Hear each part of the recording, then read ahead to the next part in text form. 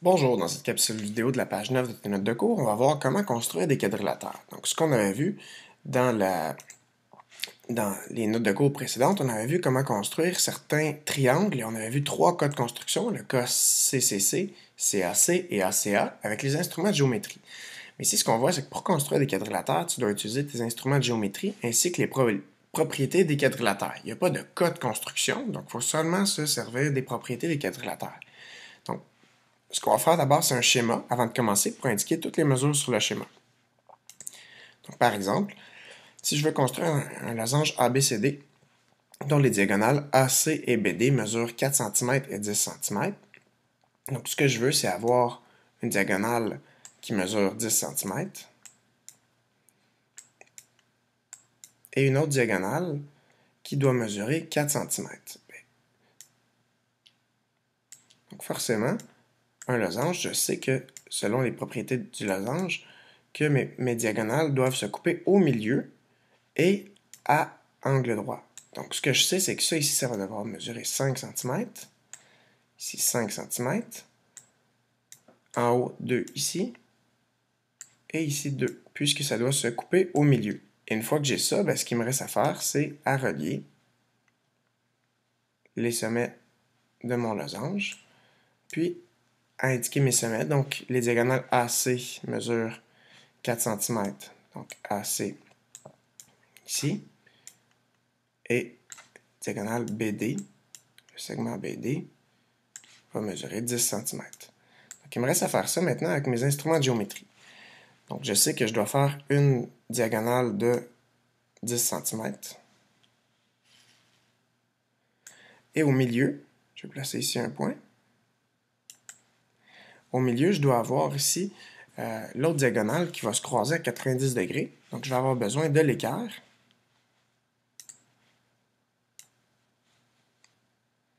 À 5 cm. Je vais venir tracer avec mon équerre qui vient m'assurer que j'ai un angle droit. Je vais tracer ici un segment de 2 cm vers le haut. Puis 2 cm vers le bas.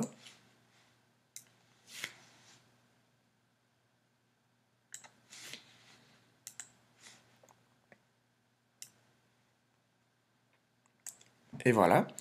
Et je vais aller indiquer ces informations-là.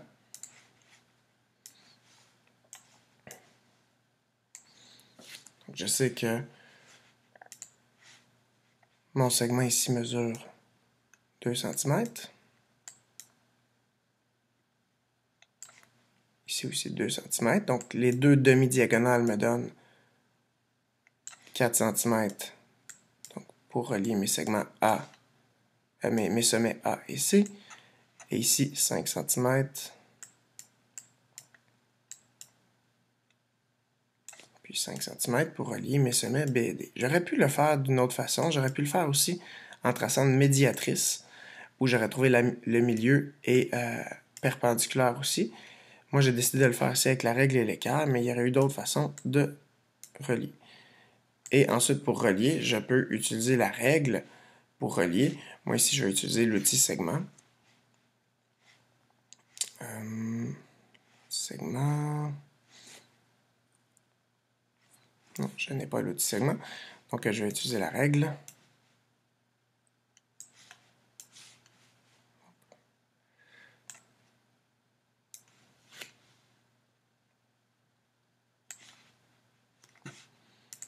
Pour relier chacun de mes sommets. Et je relie toujours en couleur pour faire ressortir ma figure finale.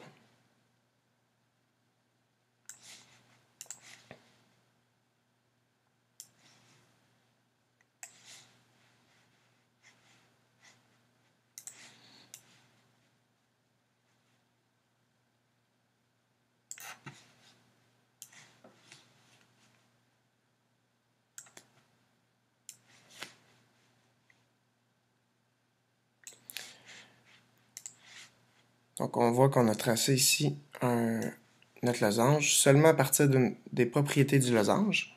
Donc, en sachant que les diagonales sont perpendiculaires et se coupent au milieu, ce que je dois faire à la fin, c'est m'assurer que toutes les informations se trouvent sur ma figure une fois que j'ai terminé de l'inscrire en couleur. Donc, d'ajouter mon symbole d'angle droit pour dire ici que mes diagonales sont perpendiculaires au milieu et m'assurer que mes mesures ont été mises pour voir mes diagonales de 4 cm puis 10 cm. Parfait. Maintenant, je vais passer à la prochaine construction.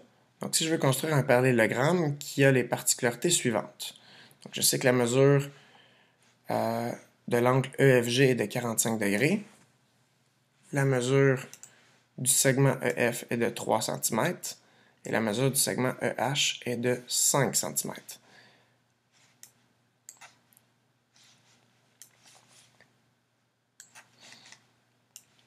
OK.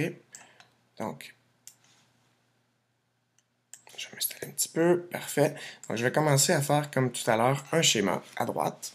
Donc, je veux faire un parallélogramme EFGH. Donc, un parallélogramme a deux paires de côtés parallèles. Donc, je peux le tracer comme ça à main levée. Donc, je vais faire mon parallélogramme EFGH. EFGH. Et je sais que mon angle EFG, ici, va devoir mesurer 45 degrés. Je sais que mon côté EF, ici, va mesurer 3 cm. Et je sais que mon côté EH va devoir mesurer 5 cm. Si j'ai cette information-là, que je connais les propriétés du parallélogramme, je sais aussi que je pourrais commencer en bas avec le côté FG qui mesure 5 cm. Je sais aussi que mon côté HG ici, puisque les côtés opposés sont isométriques, je sais que le côté HG mesure 3 cm aussi.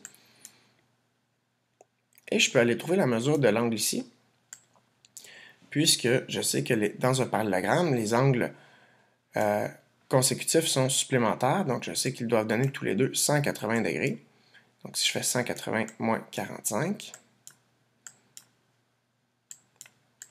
ça va me donner 135 degrés.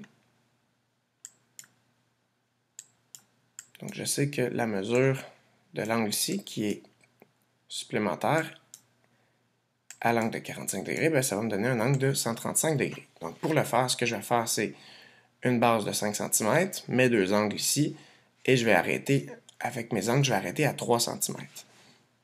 Donc on y va. Donc, je vais placer ma règle pour faire un segment de 5 cm. Comme ceci. Ensuite, je vais aller placer le rapporteur d'angle pour aller faire des angles de, ici un angle de 45 degrés, ici 45 degrés, puis à partir de l'autre sommet, ici un angle de 135 degrés en partant de la gauche, donc 0, 10, 20, 30, 40, 50, 60, 70, 80, 90, 100, 110, 120, 130, 135 serait ici.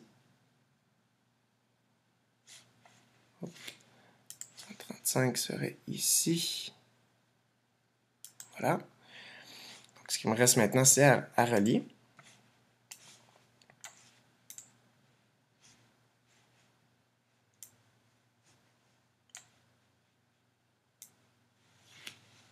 Donc, à venir relier ici mon angle de 45 degrés. Je ne sais pas quelle longueur va avoir ce côté-là. Donc, je peux le faire plus long, mais je sais en fait, oui, je sais la longueur, je sais que ça doit mesurer 3 cm. Donc, ici, à 3 cm, je vais devoir m'arrêter. Ensuite, ici, à partir de l'autre sommet,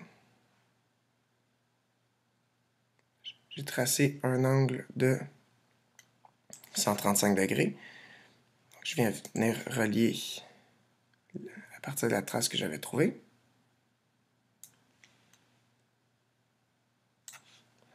Et je vais m'arrêter à 3 cm.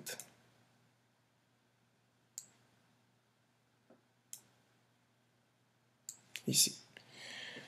Voilà.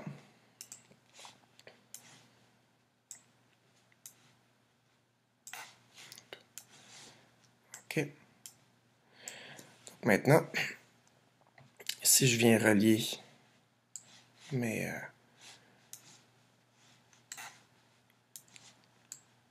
deux sommets que je viens de trouver,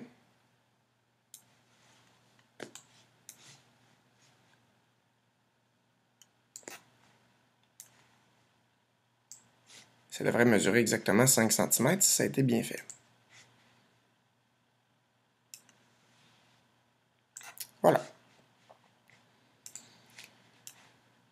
Donc, je vais aller m'assurer que toutes mes informations sont écrites sur le parallélogramme que je viens de construire. Donc, je vais aller installer mes sommets et vérifier que toutes mes mesures sont exactes. C'est important de faire ressortir le parallélogramme en couleur pour bien le distinguer de ses traces. Donc là, tu peux le surligner, le contour du parallélogramme. J'ai mes côtés ici qui mesurent 5 cm. J'avais commencé avec celui du bas. J'ai fait mes deux angles ici. Un angle de 45 degrés, puis un angle de 135 degrés. Puisque mes angles consécutifs sont supplémentaires. Et à partir de ces angles-là, j'ai arrêté sur les angles pour placer mes sommets quand j'ai vu que j'étais à 3 cm pour respecter ma contrainte ici que le côté EF mesurait 3 cm et je sais que le côté opposé va être isométrique, donc lui aussi de 3 cm. Donc voilà, j'ai toutes les informations dont je disposais pour tracer mon parallélogramme. Pour l'exemple suivant, je vais construire un trapèze IJKL qui a les particularités suivantes. Donc, je vais aller placer, faire mon schéma de bord à droite. Donc, je vais faire un trapèze IJKL. Donc, je dois faire un trapèze, donc ça doit être un trapèze va avoir deux côtés parallèles. Par exemple, comme ceci. Et je sais que le côté IJ doit mesurer 6 cm. Je vais tracer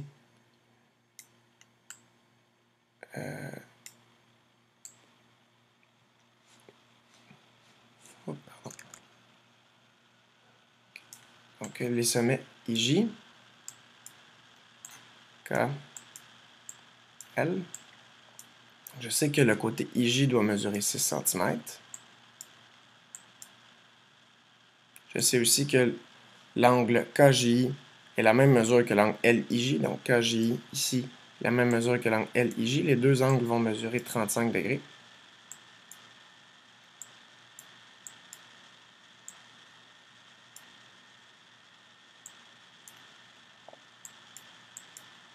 Et je sais que le côté KJ ici mesure 3 cm. Et là, ce que je peux remarquer, c'est puisque j'ai deux angles qui ont la même mesure ici, je sais que les angles vont avoir me donne l'information comme quoi ce trapèze-là, c'est pas un trapèze ordinaire, c'est un trapèze isocèle, puisque les deux angles ici sont isométriques, donc je sais que ce côté-là est isométrique à ce côté-là, donc mesure aussi 3 cm. Donc ce que je vais aller faire, c'est mon côté en bas. Je vais aller faire les deux angles de 35 degrés, et je vais arrêter sur mes angles vont continuer comme ça ici, et je vais arrêter mes angles où je vais être à 3 cm. C'est parti. Donc, un côté de 6 cm.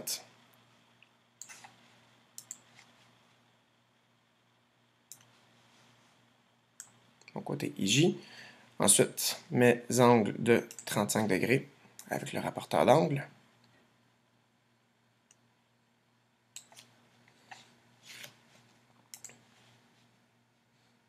« 35 degrés à partir de la droite. Ici. Je déplace mon rapporteur d'angle de l'autre côté. Je fais un autre angle de 35 degrés. Comme ceci. 35 degrés, je suis ici, donc 35 degrés. Ce qui me reste à faire, c'est relier pour tracer mes angles.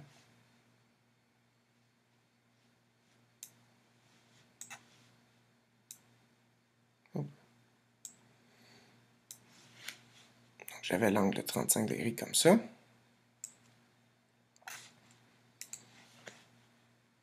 Et je trace, après avoir tracé mon angle, je viens arrêter de tracer mon angle, dans le fond, à 3 cm. Donc ici, je sais que je suis à 3 cm. Donc ça va être ici qui va avoir mon sommet K. Si je viens me déplacer de l'autre côté,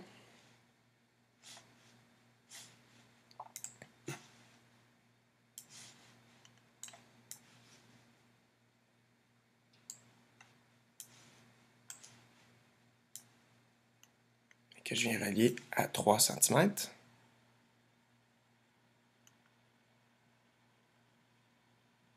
Ça. Je trace mon angle de 35 degrés que j'avais trouvé, en reliant comme ça. Et à 3 cm, c'était ici. Donc, c'est à cet endroit précis que j'ai mon côté... oh, pardon, ça c'était mon sommet L. Ici, mon sommet L. Je vais l'effacer.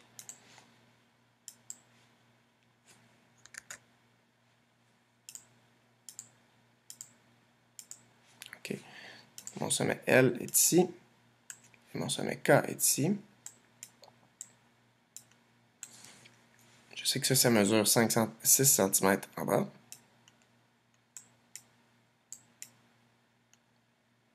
J'ai arrêté ici à 3 cm sur mon angle de 35 degrés.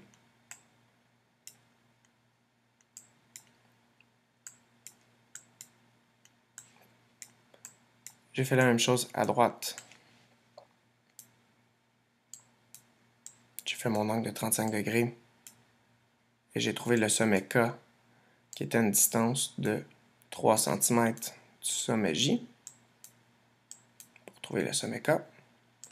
Et là, ce qu'il me reste à faire, j'ai comme un triangle. Ce que je veux, c'est pas un triangle, c'est un trapèze.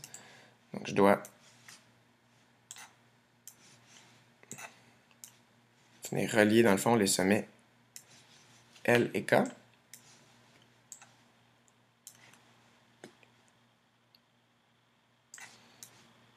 Comme ça ici.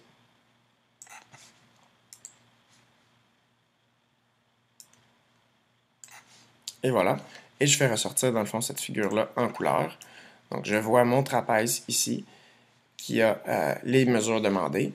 Donc, voici comment construire des quadrilatères seulement en se basant sur les propriétés des quadrilatères. Merci.